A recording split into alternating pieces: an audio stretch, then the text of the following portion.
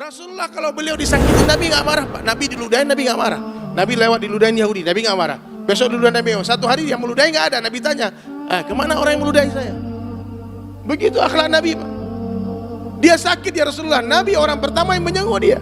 Dikasih lempar batu di Taif berdarah-darah, hadirin sekalian. Nabi tak mengadukan kesalahan orang Taif kepada Allah. Nabi justru mengadukan kelemahan diri beliau dan mendoakan hidayah untuk orang Taif. Kalau belum mereka yang terima hidayah, mudah-mudahan anak cucu mereka yang menerima agama ini ya Allah.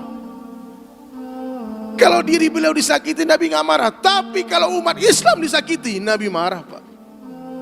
Seorang wanita sahabiah pergi ke suku Bani Kainunah hendak membeli emas di toko emas, di pasar emas.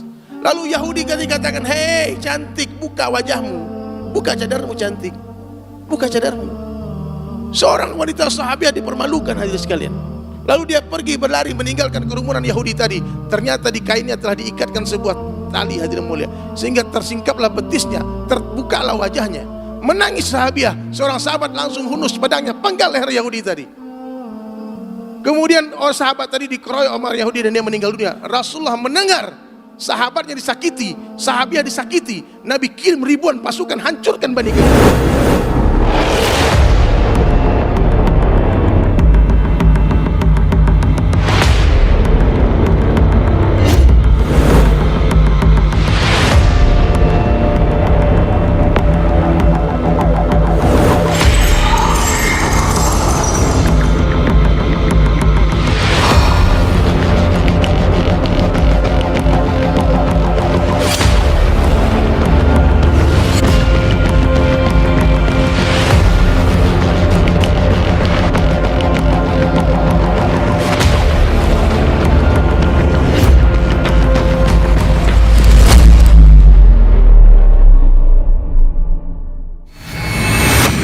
Udah tahu agama dinistakan, azan dinistakan, Al-Quran dinistakan, akhirat dinistakan. Ente bela lagi dia penista agama. Ini Pak, kenapa Pak? Kita nggak boleh, harus marah kita Pak. Rasulullah kalau beliau disakiti Nabi nggak marah Pak. Nabi diludahin Nabi nggak marah. Nabi lewat diludahin Yahudi Nabi nggak marah. Besok diludahin Nabi, satu hari yang meludahi nggak ada. Nabi tanya, kemana orang yang meludahi saya? Begitu akhlak Nabi Pak. Dia sakit ya Rasulullah, Nabi orang pertama yang menjenguk dia. Nabi dikasih lempar batu di Taif berdarah-darah hadirin sekalian. Nabi tak mengadukan kesalahan orang Taif kepada Allah. Nabi justru mengadukan kelemahan diri beliau dan mendoakan hidayah untuk orang Taif. Kalau belum mereka yang terima hidayah, mudah-mudahan anak cucu mereka yang menerima agama ini ya Allah. Kalau diri beliau disakiti Nabi nggak marah, tapi kalau umat Islam disakiti Nabi marah Pak. Seorang wanita sahabiah pergi ke suku Bani Kainunah hendak membeli emas di toko emas, di pasar emas. Lalu Yahudi katakan, hei cantik, buka wajahmu, buka cadarmu cantik, buka cadarmu. Seorang wanita sahabiah dipermalukan hadirin sekalian. Lalu dia pergi berlari meninggalkan kerumunan Yahudi tadi. Ternyata di kainnya telah diikatkan sebuah tali hadirin mulia, sehingga tersingkaplah betisnya, terbukalah wajahnya. Menangis sahabiah, seorang sahabat langsung hunus pedangnya, penggal leher Yahudi tadi. Kemudian sahabat tadi dikeroyok sama Yahudi dan dia meninggal dunia. Rasulullah mendengar sahabatnya disakiti, sahabiah disakiti. Nabi kirim ribuan pasukan hancurkan Bani Kainunah. Saya kemarin marah juga Pak. Istri saya dipukul, ditendang orang di Bali Pak, gara-gara pakai cadar. Saya kasih ancaman itu perusahaan bisnya. Dalam waktu 24 jam kau tak serahkan supir dan kenek bis itu, plat mobilnya ini, kan dicatat, ku bakar itu semua. Diserahkan Pak. Saya siap. Kalau saya pernah diludahin ini, nggak marah, nggak, biasa aja Pak. Udah banyak dicaci maki orang, diteriakin teroris macam-macam, biasa aja. Tapi kalau istri diganggu, istri antum diganggu Pak, antum diam, mati aja antum. Ya nggak ada gunanya hidup Pak. Agama dinistakan itu pelecehan kepada pakaian muslimah. Kita di negara Islam, negara mayoritas Islam di Indonesia, jangan main-main dengan hijab.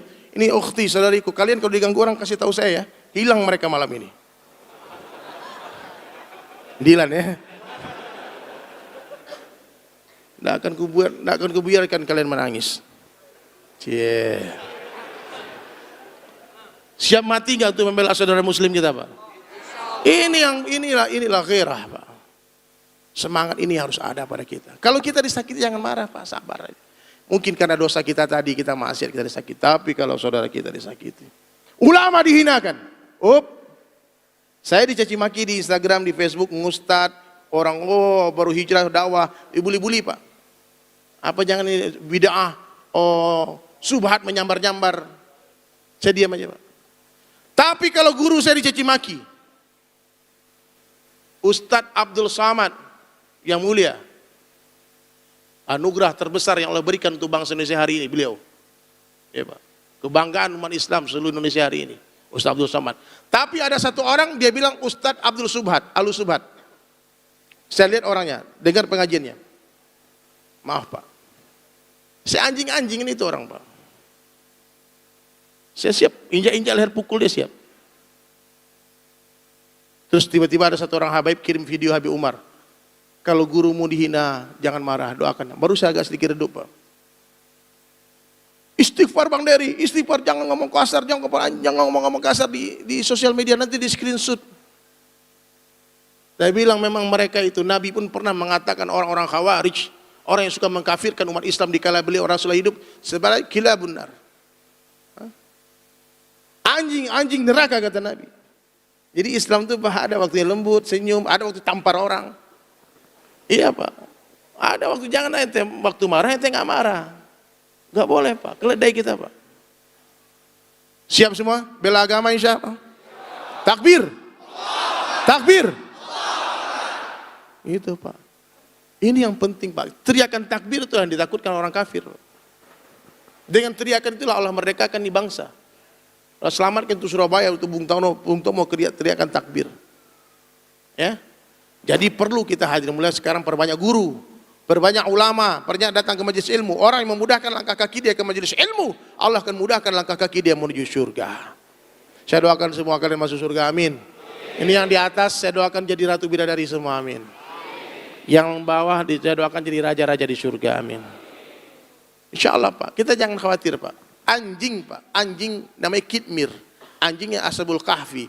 Gara-gara ikut-ikutan dengan 7 orang pemuda menyelamatkan imannya, Allah masukkan Kitmir ke dalam surga. Kita bukan anjing, Pak, kita manusia.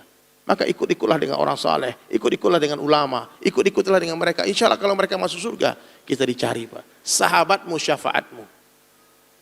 Bertemanlah dengan semua orang, namun bersahabat hanya dengan orang-orang saleh saja. Siap? Kalau kita bukan ulama, tahu diri. Gak usah ikut berdebat masalah khilafiyah.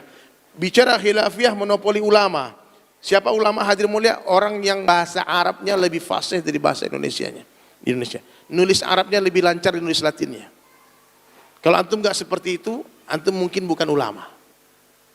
Ya. Kalau baca ta'limnya pakai kitab Arab, gak pakai ada barisnya. Dia baca, dia terjemahan, dia tafsirkan. Itu ulama. Mereka kalau berbicara masalah khilafiyah gak keluar urat lehernya. Ya. Tapi coba kalau yang baru ngaji 1 kali 2 kali, berantem, Pak, gara-gara ini, Pak, jari, Pak. Kata satu, yang sahih itu begini, Bang.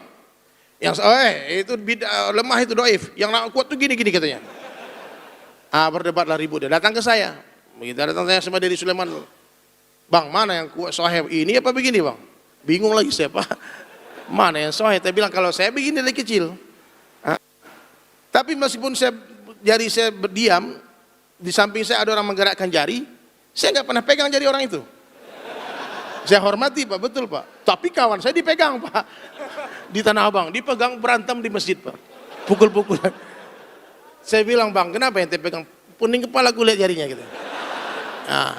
Antum jangan begitu, ya.